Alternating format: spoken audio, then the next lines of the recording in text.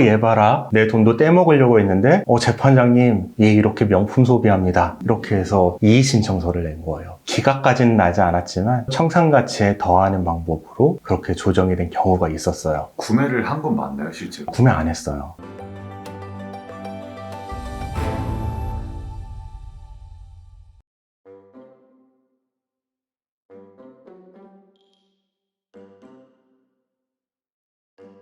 개인회생 기간 중에는 어쩔 수 없이 검소하게 살아야 되잖아요. 그렇죠. 어쩔 수 없이 그럴 수밖에 없죠. 개인 채권자가 있거나 이러면 눈치도 보이니까. 네. 하면 안 되는 행동이나 네. 뭐 이런 것들이 좀 있을까요? 실제로 문제가 되는 게 SNS에 젊은 분들이 많아요. 젊은 분들은 인스타그램으로 자기 삶을 과시를 하잖아요. 그런데 개인회생을 한다고 해서 내가 개인회생한다 이런 건 조금 쪽팔리잖아요. 그쵸. 자랑스러운 일. 네, 자랑스러운 일은 아니죠. 그리고 인스타에서는 막 서로 이제 막 자기를 부풀리기 정신 없는데 자기만 이제 있는 그대로 보여주는 거는 좀 그러니까. 변호사님도 인스타 하시나요? 저 인스타 영업용으로 하고요. 숨겨둔 강아지 계정이 하나 있습니다. 제 이름으로 활동하지 않고 강아지들만 등장하는 거 있어요. 가짜 영상을 올렸던 것 같아요. 이분 같은 경우에는. 가짜요? 가짜. 그러니까 자기가 마치 뭘 산 것처럼, 명품을 산 것처럼 이렇게 표현을 했는데 그거를 채권자가 보고서 얘 봐라. 내 돈도 떼먹으려고 했는데 재판장님 얘 이렇게 명품 소비합니다. 이렇게 해서 이의신청서를 낸 거예요. 그런데 실제로 산 게 아니다라고 말하는 게 더 궁색하잖아요. 그쵸. 인스타에 올렸는데 그래서 그 부분은 기각까지는 나지 않았지만 좀 더 청산가치에 더하는 방법으로 그렇게 조정이 된 경우가 있었어요. 구매를 한 건 맞나요, 실제로? 구매 안 했어요. 너무 억울한 거 아니에요? 억울하죠. 그게 실제로 법원에서 받아들여지나 보네요. 그렇죠. 왜냐면 자기 인스타에 자기가 샀다고 올렸으니까요. 본인이 샀다고 올렸다가 사실은 안 산 거예요. 이러면은 사실 믿기가 어렵잖아요. 그래서 인스타나 카카오톡 프로필 같은데 해외여행 사진 예전 거 굳이 올릴 필요 없잖아요. 예전에 좋았던 날들 하면서 문구랑 같이 올려주시든지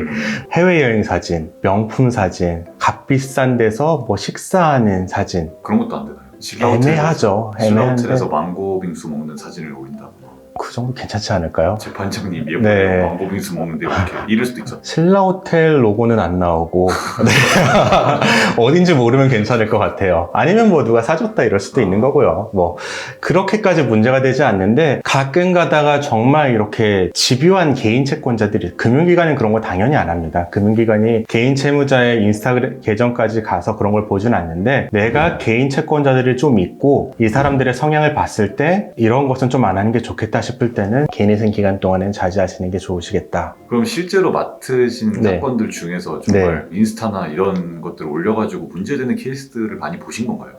젊은 분들 같은 경우에 20대 같은 경우에는 채권자들이 보고 있는 것 같아요. 그래서 이의신청 내용에 채무자의 인스타그램 내용을 조금 써놓는 경우가 엄청 많지는 않았지만 좀 몇 건 있었어요. 지금 당장 안 하더라도 이렇게 사치했던 애다. 이렇게 사치했기 때문에 기각돼야 된다. 이런 식으로 또 얘기를 하거든요. 과거에 했던 것도 그렇게 일름보처럼 하나요? 그렇죠. 왜냐면 사치한 거에 있어서는 청산가치에 산입을 해야 되잖아요. 그렇기 때문에 사치한 부분을 내 증거가 될 수 있으니까 내가 지금부터 안 올리는 것뿐만 아니라 기존에 그런 걸로 내가 올렸다면 좀 내려야겠죠. 아예 그냥 계정 자체를 닫아버리는 게 아니라 계정 자체를 닫는 게 낫죠. 오히려 더 검소한 사진을 올린다거나 10,000원의 챌린지, 네. 무소비 챌린지 이런 거 올린다면은 조금 그런 검소한 거를 올리는 게 낫겠죠. 애초에 자기가 좀 원래 갖고 있던 것들도 있으잖아요. 옷도 좀 그래도 진짜 비싼 옷을 좀 갖고 있다고 네. 하고 여자들 같은 경우에는 네. 웬만하면 100만 원 넘는 백들은 갖고 있잖아요. 그쵸. 네. 그러면은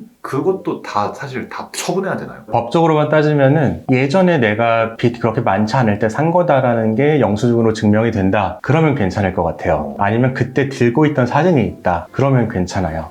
개인회생을 하기 직전이라든지 아니면 이런 사치로 인해서 개인회생까지 오게 됐다. 이게 아니라는 걸 보여줄 수 있다면 괜찮습니다. 예를 들어서 한 3년 전에 샤넬백을 산 거를 인스타에 올렸다. 네. 그래서 얘 막 3년 전에 이렇게 샤넬백 샀다. 이거는 그쵸. 안 받아들여진다. 그거는 안 받아들여지죠. 저는 3년 전에는 빚이 그렇게 많지 않았다. 이렇게 얘기를 하면 되니까요. 그럼 그거는 갖고 다녀도 괜찮겠네요. 갖고 다녀도 괜찮죠?